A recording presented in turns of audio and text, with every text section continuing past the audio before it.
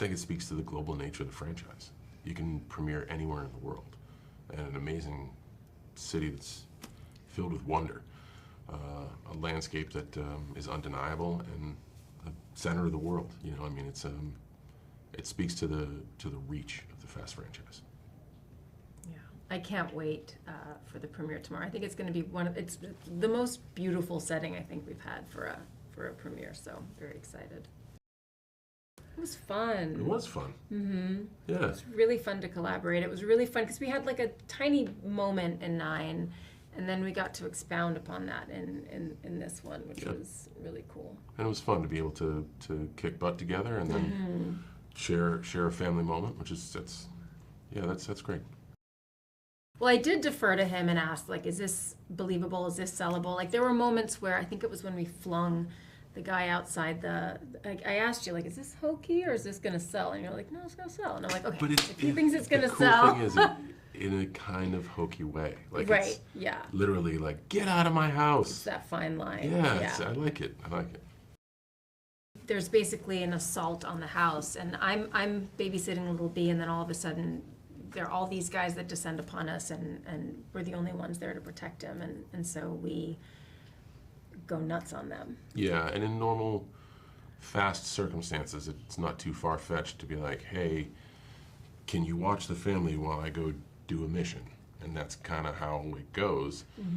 In this case, the mission isn't what it seems, and it starts the dominoes to fall, so everybody becomes a target and everybody's in jeopardy. And I think it's a great example that there is no safe space. There is, like, everyone's a target, and it does that very early in the film. And I think it helps the movie. It helps lighten the mood a little bit. It certainly provides a great relationship with me and little B, which one can then theorize the relationship I have with the family that hasn't yet been showcased. I think it's not like a cold cut 180. Like, you were a bad guy, now you're a good guy. I think the end of 9 with the olive branch from Dom is a very important bridge, because Jacob explains the reason he's doing this is because of the relationship he has with his brother. When his brother says, like, we have the moment in 9 where it's like, we have a good relationship and I just want Dom's validation. Once I get that, I think it's a natural bridge for Jacob to be more of himself, less of an edge. I mean, first it was Jason Momoa, which was, I was like, Aquaman's joining us? Like, it's just crazy. And then Rita Moreno, because I heard Vin often plants these seeds, and I don't know why I ever question him, because whatever he says, like, invariably comes true. So when he said that, I was like, oh my God, it's gonna happen. And then I saw her on set, and it was incredible. Yeah. Some interesting new faces, some interesting returns. Yeah, keeps you guessing.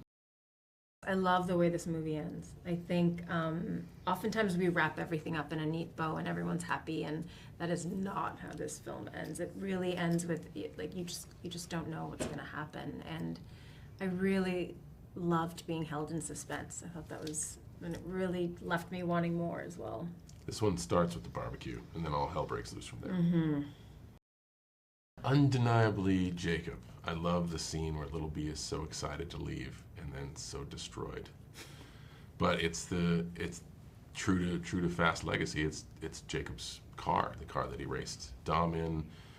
In 9, he drove a more modern blue Mustang. Like, that's when your character gets a car. It's a fast rite of passage. It's pretty cool. And then the little thing he was working on that little B helped with, that's kind of a cool uncle project. Like, yeah, he wouldn't be interested. Go check it out, though. I really like that dynamic. Louis had a giant challenge, and he has so much grace, and he was very open from the very beginning. Natalie gave the whole cast his number and said, like, oh yeah, he's fine sharing it. And I said, are you sure, Natalie? Because I'm sure we all have a lot to say. And you know, every time one of us reaches out, he takes the time, and he's the best. And boy, oh boy, on top of that, did he make a great film. Yeah. The cliffhanger's a big one. Yeah, I think now they don't know what to expect. Yeah. But I think in watching You got a little taste of it in 9 with some flashback stuff. In 10, it really like, it's just a true petri dish of every movie. You have real physical callbacks from the moment where Dom says, let's race, to actually bringing Fast 5 back into it in real time and explaining Dante's story. It's like, everything's kind of blurring into itself. And it leaves you on the edge of your seat, and you want to see it again. You want to see what's next.